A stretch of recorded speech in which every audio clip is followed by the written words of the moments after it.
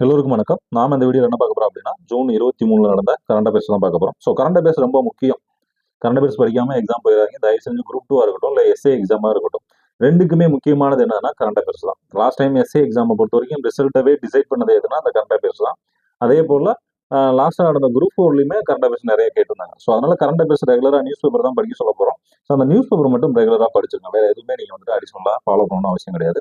படிச்சுட்டு ஒரு டெஸ்ட் பண்ணுங்க. நம்ம என்ன பண்ணுவோம்னா, இப்ப 23ஆம் தேதி டெஸ்ட் கண்டக்ட் பண்றோம் அப்படின்னா 23ஆம் தேதி என்ன டெஸ்ட் இருக்குன்னா 22ஆம் தேதி நடந்த கரண்ட் அஃபேர்ஸ் டெஸ்ட் தான் இருக்கும்.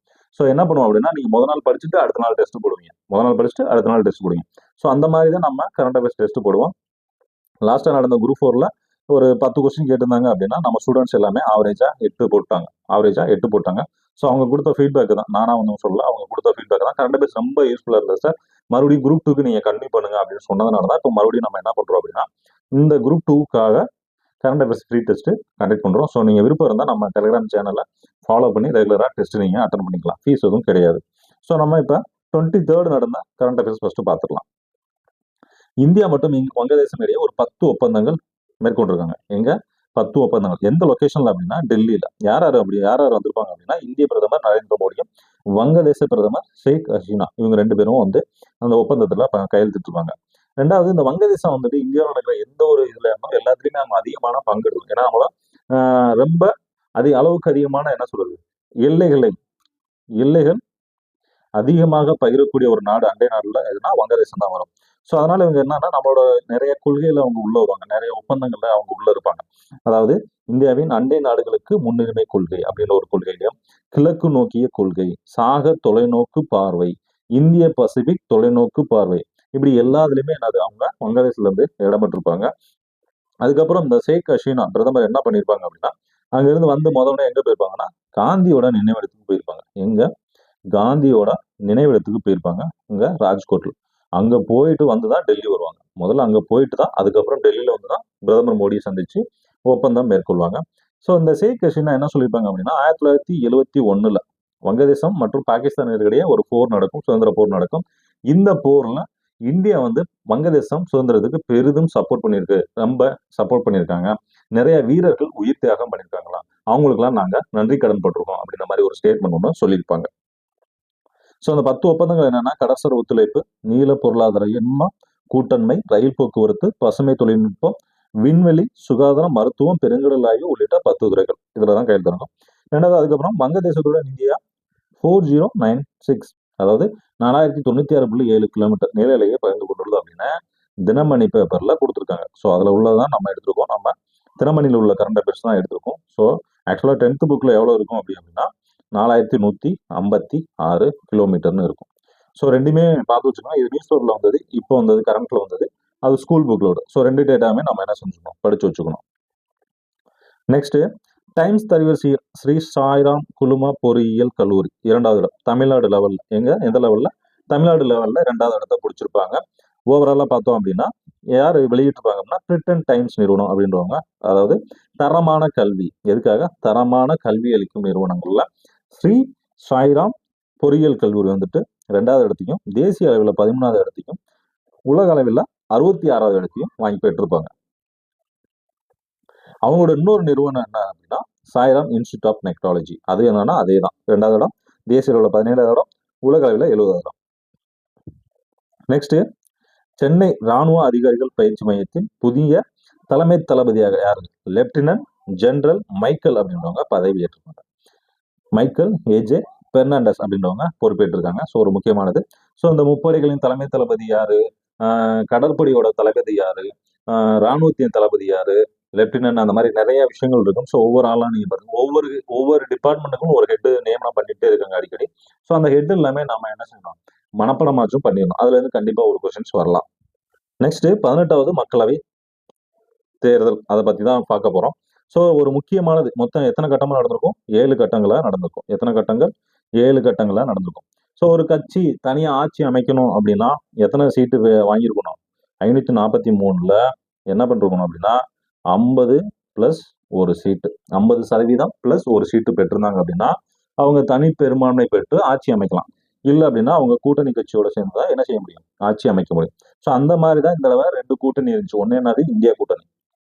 ஒன்று வந்து இந்தியா கூட்டணி, யாரு இது வந்து காங்கிரஸ் இருந்திருப்பாங்க. யார் இருந்திருப்பாங்க? காங்கிரஸ் கட்சி இருந்திருப்பாங்க. இன்னொரு கூட்டணி என்னதுன்னா தேசிய ஜனநாயக கூட்டணி. தேசிய ஜனநாயக கூட்டணி. இதுல யார் இருந்திருப்பாங்கன்னா பிஜேபி இருந்திருப்பாங்க.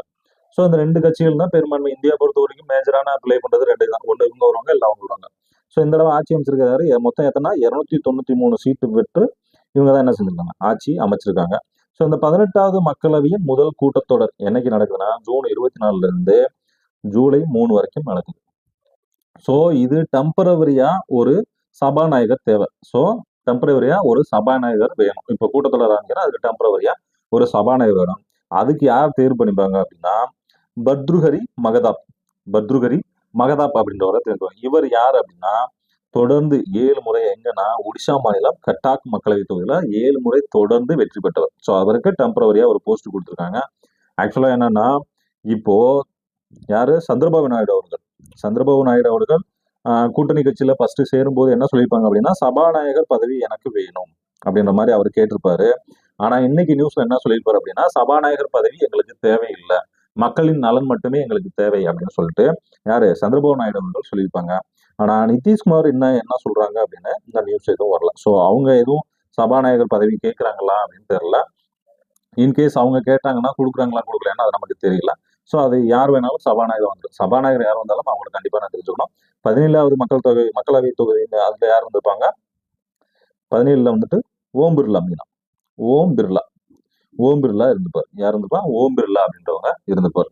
ஸோ அந்த சபாநாயகர் அப்படின்றது ஒரு முக்கியமான ரோல். இதை படிச்சுங்க.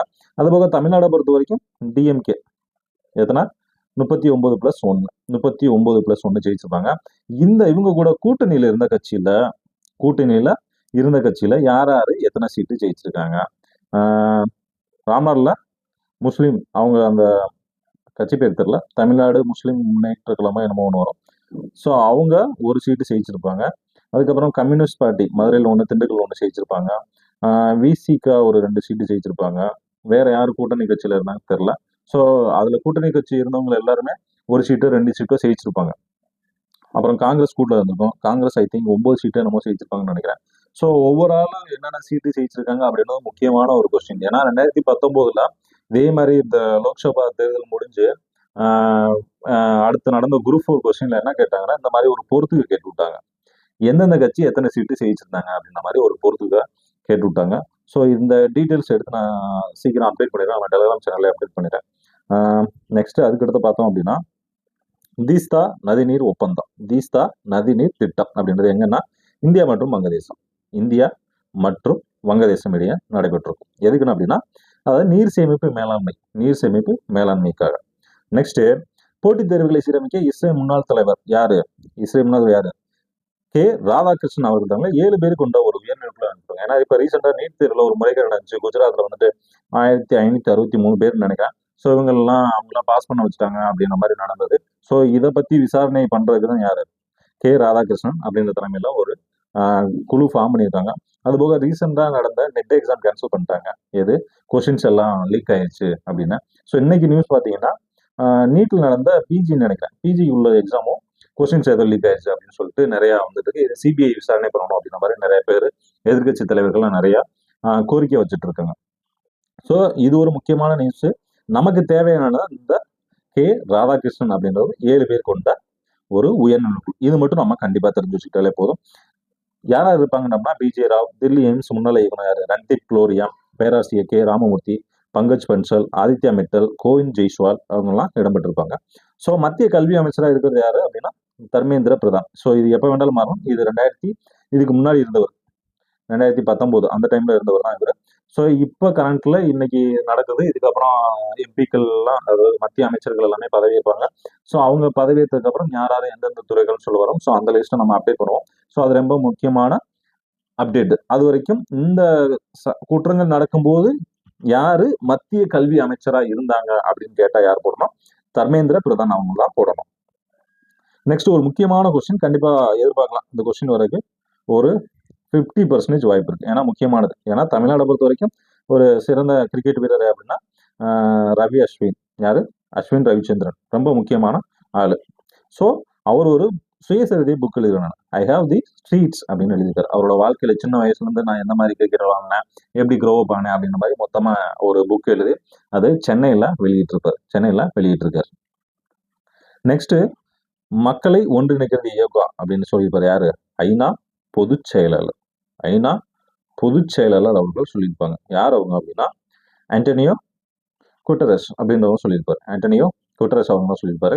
ஸோ ஒரு முக்கியமான கொஸ்டின், யோகா எப்படி? ஜூன் 21 என்னைக்கு? 10வது சர்வதேச யோகா தினம் ஜூன் 21 நடந்திருக்கும். ஸோ அதற்கான கருப்பொருள் என்ன அப்படின்னா, தனிநபர் மற்றும் சமூகத்துக்கான யோகா என்பது சமூக மேம்பாட்டில் யோகா பயிற்சியின் முக்கியத்துவத்தை நமக்கு உணர்த்து அப்படின்னு தான். ஸோ யோகா என்னைக்கு, எத்தனாவது இது, என்ன கருப்பொருள், இது 3 தான் நமக்கு மேஜர். அது போக ஐநாவோட பொதுச் செயலர் யாரு அப்படின்னு நம்ம தெரிஞ்சு வச்சிருக்கோம். ஆண்டோனியோ குட்டரஸ் அப்படின்றத தெரிஞ்சுக்கணும். அவர் ஒரு ஸ்டேட்மெண்ட் என்னது, மன அமைதியை உறுதிப்படுத்தவும் உடல் நலம் மேம்படவும் யோகா பயிற்சி உதவுகிறது அப்படின்னு சொல்லியிருப்பாரு. ஸோ இவ்வளவுதான் கரண்ட் அஃபேர்ஸ். 23 கரண்ட் அஃபேர்ஸ் சொல்லலாம். அதுக்கப்புறம் ஒரு முக்கியமானது என்ன அப்படின்னா, ஒரு ரீசெண்ட் டைம்ஸ்ல பார்த்தது என்னன்னா, யுஏஇ ஐக்கிய அரபு எமிரகத்துல வந்துட்டு அந்த தங்கம் வெள்ளி இறக்குமதிகள் வந்து 210%, எத்தனை சதவீதம், 210% அதிகரிச்சிருக்கதா ஒரு நியூஸ் ஒன்று ரீசெண்டாக பார்த்தேன். ஸோ அதுவும் நோட் பண்ணி வச்சுக்கோங்க. ஸோ இவ்வளோதான் கரண்ட் அஃபேர்ஸ். நம்ம அடுத்து 24th கரண்ட் அஃபேர்ஸ் நாளைக்கு பார்ப்போம். ஒரு நாள் விட்டு ஒரு நாள் பார்ப்போம். ஸோ ரெகுலராக அதுக்கு அப்டேட் பண்ணுவோம். ஸோ உங்களுக்கு இதுக்கான பிடிஎஃப் வேணும்னா நம்ம டெலிகிராம் சேனலில் இருக்குது. டெலிகிராம் சேனலுக்கான லிங்க்கு டிஸ்கிரிப்ஷனில் கீழே கொடுக்குறேன். நீங்கள் அதில் போய் நீங்கள் டவுன்லோட் பண்ணிக்கலாம். அதில் ரெகுலராக ஃப்ரீ டெஸ்ட்டும் கண்டக்ட் பண்ணுறோம். ஸோ நீங்கள் அந்த டெஸ்ட்டும் நீங்கள் அட்டன் பண்ணிக்கலாம். தேங்க்யூ.